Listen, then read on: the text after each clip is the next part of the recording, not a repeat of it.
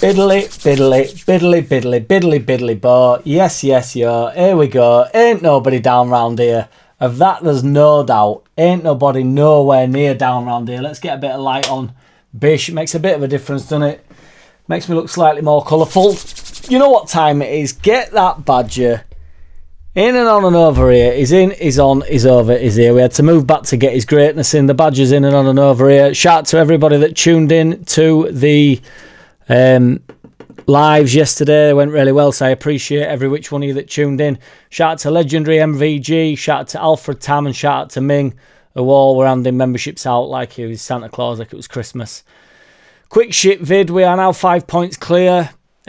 Chef fuck you, I've got Middlesbrough tonight, which is obviously no gimme. I'm not too fussed. I might watch the game. It's on at 8 o'clock. I might watch it. I might watch some Champions League. I'm not too sure. Not really bothered about what they do now. I'm just thinking it's totally in our hands. Obviously, we are now legitimately top of the league, as we have been for a while. We're unbeaten in God knows how many 14 games or something in league. We're amazing away from home. This idea that the away form just needed sorting, well, it's certainly sorted, innit? Or it's sorted well enough for us to go on a real charge. We are on the title charge now. We are no longer a championship football club. I'm willing to put it out there. Put my neck on the line on the 12th of February, Wednesday the 12th of February. Just before Valentine's Day, putting my neck on the line saying that we are no longer a championship side. We are heading to the Premier League. We are in full force now. It's Farky football.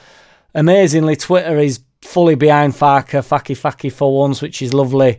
Everybody's saying we're lucky to have him and stuff like that. I'm not sure we're lucky to have him. I think the club deserve to have him. He deserves to be with us. He deserves this opportunity, etc. I truly think it's a mutual understanding that the both club and manager and team have got. I think the team is so well gelled. This is what I mean about the Farky ball. It's like, you know, it took some not getting used to last year, but when he really got the cogs turning, you thought, oh my God, this is the man. This man knows how to get a team turning over.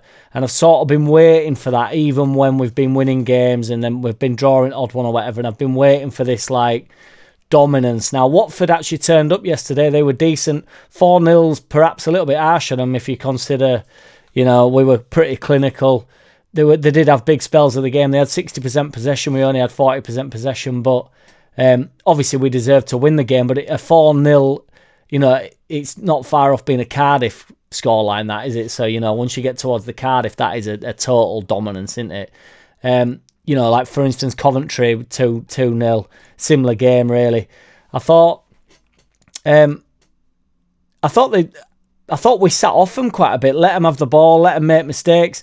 This sounds insane here, and I don't know what anybody will think to this, but I don't know how much of a bad idea it is in general to let, you know, when teams just come and have the low block, and I know we're so focused on having possession and moving the ball and try to break teams down, just ask a few questions of them. I'm obviously not asking for to let other teams attack us by any means. But, you know, just to not go crazy about getting ball, let them actually try and break us down a little bit. We're really well regimented ourselves. We're really well stuck together. We are a brilliant unit. This idea that only Burnley and Sheffield United are the teams that, you know, at the top of the league that can defend, you know, our goal difference certainly goes against that. We're on plus 47, which is absolutely wild. The best we've ever had is plus 49, so we are quite literally well on for that. I do believe we will get that on the basis that we're going to get more goals and we're not going to start conceding hatfuls, are we? We're going to concede odd goal. We will lose a couple of games this to end the season. Obviously into Sunderland on Monday, which gives the boys a bit of a rest. Facky Fucker alluded to the fact that it'd probably give them a day off because we've had a really busy schedule. But Monday, you know, that is a good 6 days in it to recoup and get going for that game, which is a big game. I'm not worried about Sunderland. I'm not worried about Sheffield, to be fair. That's why I'm not bothered about what they do against Middlesbrough tonight. I'd like them to get beat just on the basis that it keeps that 5-point cushion. If we beat Sunderland, you know, legitimately by the end of this month, we could have pulled well away. We could be 5, 6, 7, 8. We could be upwards of 10 points away from the teams below us, and certainly for the top two. It's a real failure, which I thought it would be anyway if we don't get automatic promotion at the start of the season.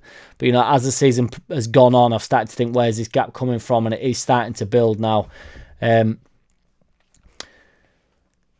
So Solomon's had an interview after. He seemed absolutely buzzing. He seems like a right nice chap, to be fair. I'd be buzzing if we were able to sign him. Farker said that it were Fucker said it was one of our best performances.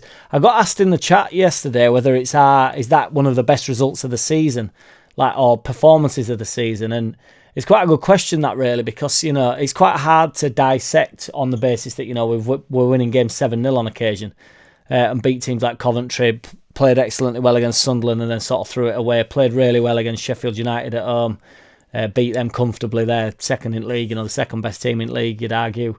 We're the first best team in the league without a shadow of a doubt. But I think in terms of timing, it certainly is in terms of timing. We've needed to put us foot on gas slightly, I think, for the past few months, even though we have been picking up results, as I say.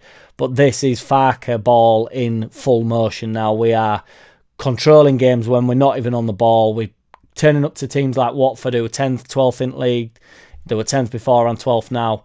And we're battering them even without possession. We're making them look like poor sides. We made Coventry.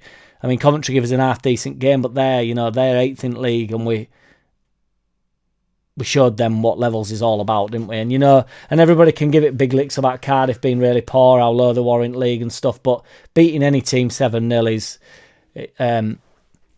absolutely wild. I thought it was a really zippy start yesterday. I thought it was a bit backwards and forwards, slightly worrying initially. I thought they had a couple of decent chances. But then, the goals are just... Again, they just made a mistake. James capitalised. He's so fast, so clinical in front of goal. His first goal's a brilliant finish. Second goal, Aronson, yet again, sort of turning on ball, plays a real nice ball into Parisley. Parisley puts it in. Lovely weighted pass for Parisley into James.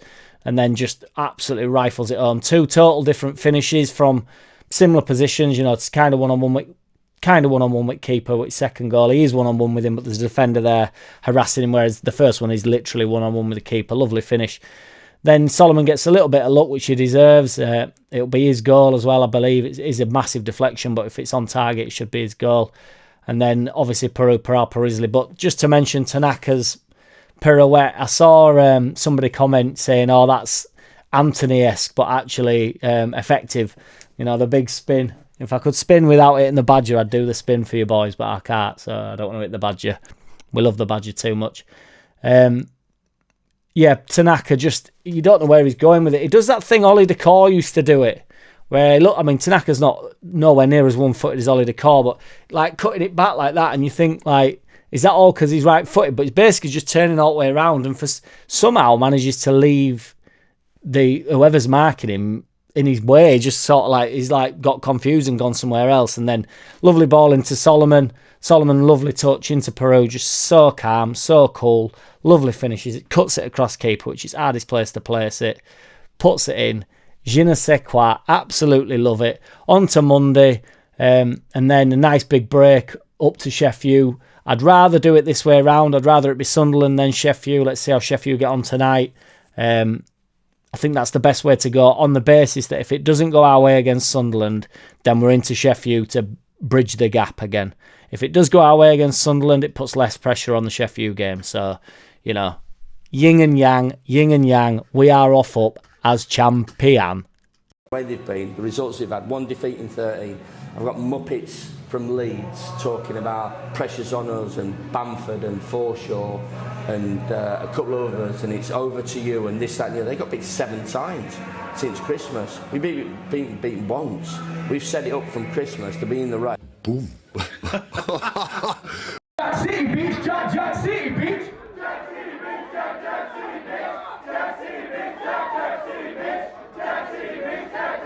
Hey!